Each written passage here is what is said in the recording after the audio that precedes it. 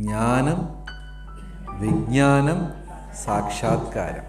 കാര്യങ്ങളെല്ലാം പഠിക്കുക, ജ്ഞാനം. ജീവിതത്തിൽ പകർത്തുക, വിജ്ഞാനം. അത് കാരണം അയാൾക്ക് മാറ്റമുണ്ടാവുക, സാക്ഷാത്കാരം. നമ്മളേത് കാറ്റഗറിയിലാണ്? ജ്ഞാനത്തിലാണോ, വിജ്ഞാനത്തിലാണോ, സാക്ഷാത്കാരത്തിലാണോ? മൂന്നും അല്ലേ?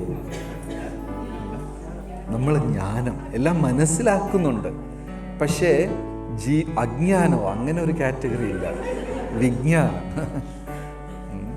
പ്രാക്ടീസ് ചെയ്യാൻ ശ്രമിക്കുന്നുണ്ട്, പക്ഷേ പലപ്പോഴും ജീവിതത്തിൽ പരാജയപ്പെടുക. ഒരു ഭാഗവതത്തിൽ ആവർത്തിച്ച് പറയുന്നു, നമ്മുടെ ശത്രു നമ്മുടെ ഉള്ളിൽ തന്നെയാണ്. നമ്മുടെ ശത്രുക്കൾ ആരും പുറത്തില്ല. എൻ്റെ ശത്രു ആരാന്ന് വെച്ചാൽ എൻ്റെ ഉള്ളിലുള്ള ഈ 6 സാധനങ്ങളാണ്: കാമ, ക്രോധ, മോഹ, ലോഭ, മത, മാത്സര്യം. ഇത് 6നെയും ഒരാൾ വിജയിക്കേണ്ട, ഒരു പരിധി വരെ അതിനെ ഒന്ന് കൺട്രോൾ ചെയ്താൽ മതി, ആ വ്യക്തിയുടെ ജീവിതത്തിൽ വലിയ മാറ്റം ഉണ്ടാകും. ഇത് 6ഉം എന്തിനാ ദൈവം സൃഷ്ടിച്ച എന്ന് വെച്ചാൽ, നമ്മളെ പരീക്ഷിക്കാൻ വേണ്ടി. ഉയർന്നോ ഉയർന്നില്ലേ? ഒരു കുട്ടി ശരിക്കും പഠിച്ചോ പഠിച്ചില്ലേന്ന് എങ്ങനെയാ പരീക്ഷിക്കുക?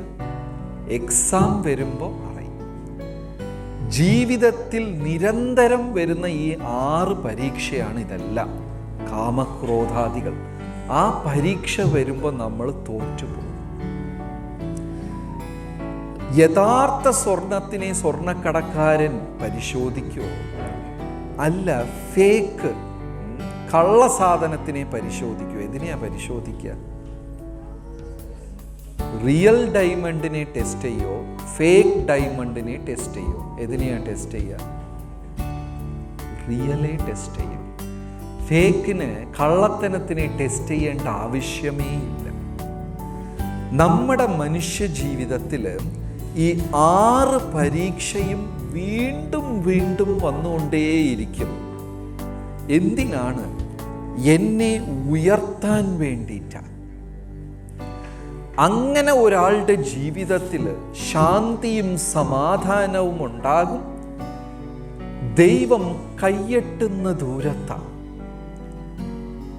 ഭാഗവതം പറയുന്നു, God is just A call away.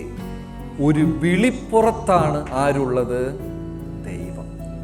ഏത് നിയന്ത്രിച്ച ആൾക്കാർക്ക്? കാമക്രോധാദികൾ നിയന്ത്രിച്ച ആൾക്കാർക്ക്. ഇനി ആത്മീകത്തിനെ കുറിച്ച് നമ്മൾ സംസാരിക്കുന്നില്ല, വിട്ടേക്കാം. ഈവൻ സാധാരണ ഭൗതിക ജീവിതത്തിൽ പോലും ഇത് വളരെ അത്യാവശ്യമാണ്. നമ്മളിൽ എത്ര പേര് ഫീൽ ചെയ്തിട്ടുണ്ട്, എനിക്ക് ചില സമയം വാക്കുകൾ കൈവിട്ടു പോകും, ഞാൻ എന്തെങ്കിലുമൊക്കെ പറയും, പിന്നെ പശ്ചാത്തപിക്കും. ആ അബദ്ധം എത്ര പേർക്ക് പറ്റിയിട്ടുണ്ട്? പറയാൻ പാടില്ലാത്തത് പറഞ്ഞു പോവുക, പിന്നെ ഇരുന്ന് വിഷമിക്കുക. എത്ര പേരുണ്ട്? എല്ലാവരും ഏകദേശം. പിന്നെ ഇരുന്ന് ദുഃഖിക്കും, വേണ്ടാമായിരുന്നു എന്ന് വിചാരിക്കും. ഇന്നത്തെ ലൈഫ് അതാണ്. ഞാൻ വരുന്ന വഴിക്ക് ഒരു ഡിവോട്ടി എടുത്ത് ഡിസ്കസ് ചെയ്യുമായിരുന്നു.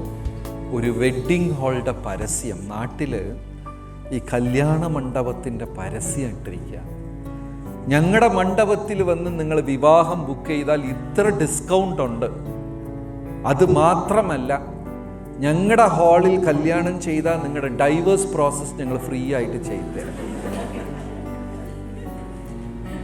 കാരണം 50% മേലെ കുടുംബങ്ങൾ വിജയിക്കാറില്ല. ശരിയാണോ തെറ്റാണോ? ഇന്ന് കാലത്ത്, അതായത് ഇതൊക്കെ ഒരു കാലത്ത് യൂറോപ്യൻ രാജ്യങ്ങളിൽ കേൾക്കുന്ന കാര്യങ്ങളായിരുന്നു. ഇന്ന് നമ്മുടെ നാട്ടിൽ പകുതിക്ക് കൂടുതൽ ലൈഫും പരാജയമാണ്. എത്ര പേര് സമ്മതിക്കുന്നു? ഇനി അഥവാ 2 പേര് ഒരു വീട്ടിൽ താമസിക്കുമെങ്കിലും അത് ഈ അവാർഡ് സിനിമ കഥാപാത്രം പോലെയാ ജീവിക്കും. നടുക്കൊരു ബന്ധമുണ്ടാവില്ല. എന്തോ ചില നിർബന്ധം കൊണ്ട് അവർ ഒരു കൂരയുടെ താഴെ താമസിക്കുന്നു എന്നല്ലാതെ ഇന്ന് കാലത്ത് ജീവിതം ആസ്വദിച്ച് ജീവിക്കുന്നവർ വളരെ വിരളമാണ്.